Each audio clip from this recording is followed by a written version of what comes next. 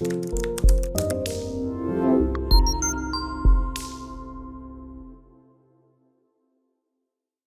à toutes, salut à tous et bienvenue dans cette nouvelle vidéo sur la chaîne C'est mon avis 2.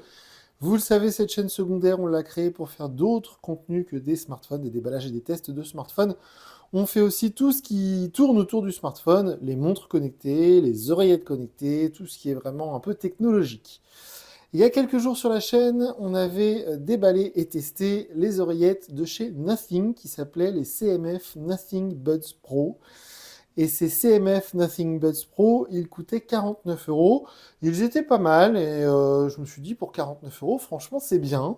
Il y avait le mode transparence, il y avait le mode annulation de bruit, je crois qu'ils étaient résistants à l'eau. Et ils ont une excellente application Nothing X qui les accompagnait.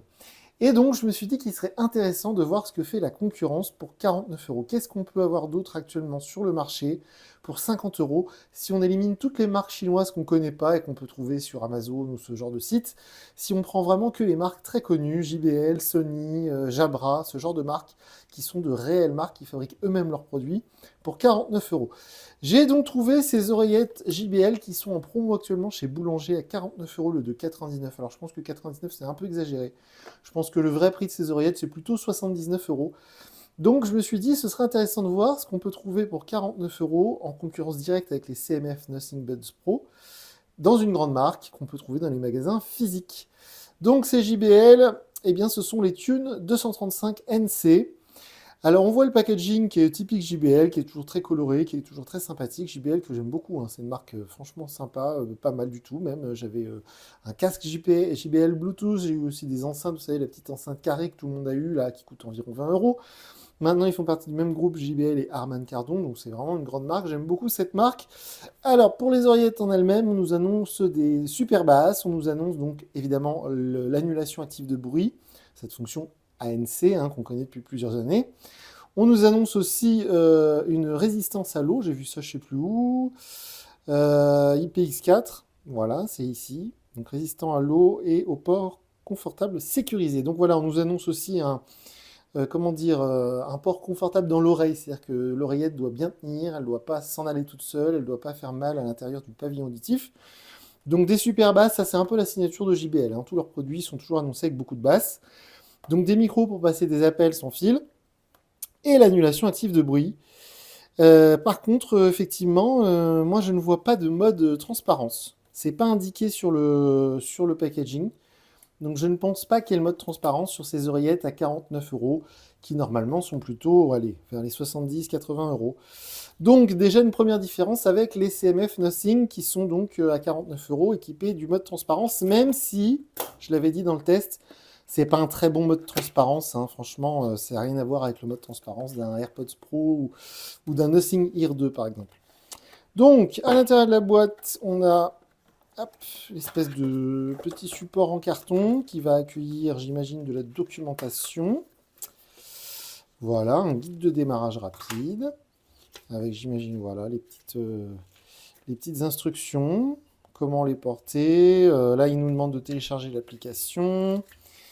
Donc, pour les connecter, vous avez vu sur la boîte, il y avait marqué qu'il y a le support de Google Assistant et de Alexa. C'est le genre de choses que j'utilise pas du tout, mais apparemment, c'est supporté. Les contrôles pour mettre pause, pour mettre lecture, etc. Pour déclencher justement les assistants vocaux. Donc, vous voyez, tout ça. Bon. Ici, la sécurité, pas très important, pas très intéressant. Et puis, ce petit truc qui n'est pas pour nous, visiblement, parce que c'est que du chinois ou du japonais. Alors, ici, on a le boîtier, évidemment, qui va accueillir les oreillettes. Ce qui est assez original, c'est que sur le boîtier, vous avez le niveau de charge des oreillettes. Ce qui est plutôt cool, parce que c'est vrai quelque chose qui est un peu agaçant. Par exemple, moi qui ai les AirPods Pro 2 de chez Apple, eh bien, elles sont quasiment à 300 euros, les oreillettes AirPods Pro 2. Alors évidemment, il y a une super qualité, c'est très pratique au quotidien, ça marche très bien, tout ça. Mais pour connaître le niveau de charge du boîtier, eh bien, il faut forcément aller dans l'application, dans l'iPhone. C'est un peu pénible. C'est vrai que ces petites LED à l'extérieur, c'est pas mal. J'ai vu des concepts sur les réseaux sociaux pour les AirPods Pro 3 avec un petit écran intégré dans le boîtier. Ce serait pas mal, ce serait pas une mauvaise idée en tout cas. Le boîtier est assez gros. Voilà, en forme longueur. La prise USB-C pour la recharge. Donc, visiblement, la batterie est déjà complètement chargée. Les oreillettes sont ici. On a le petit câble USB-A vers USB-C. Les embouts, alors les M sont déjà installés sur les oreillettes. On a les S et les L qui sont juste ici. Et ici, alors, une espèce de petit plastique protecteur par-dessus. On a les oreillettes, les fameuses. Elles sont pas trop grandes, ça va. C'est pas les... Ouais, ça sont quand même assez grandes. Hein.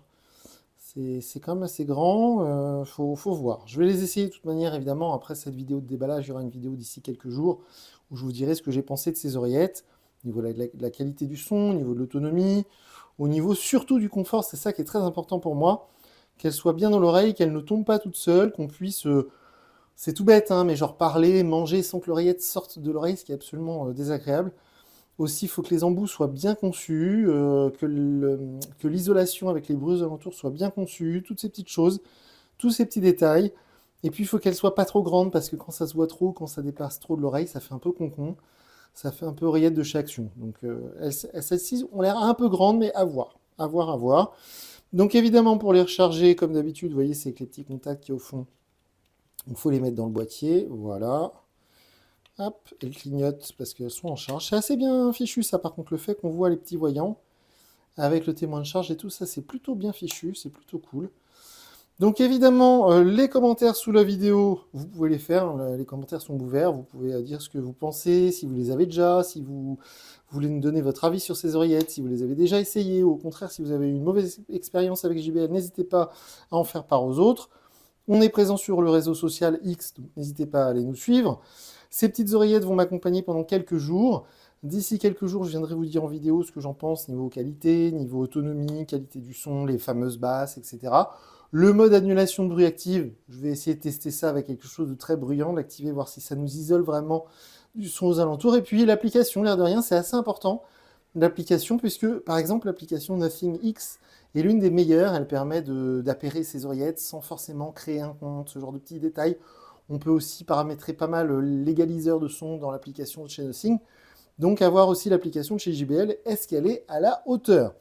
Donc voilà pour ce petit déballage rapide des oreillettes. Je vais essayer de faire ça de temps en temps, le plus souvent possible, pour vous faire découvrir d'autres produits. On va refaire des montres connectées bientôt, peut-être même des casques Bluetooth. Ça fait assez longtemps que j'ai pas fait du casque Bluetooth sur la chaîne, donc pourquoi pas. Voilà pour ce déballage. Moi je vous dis à très bientôt pour une nouvelle vidéo sur la chaîne. Salut!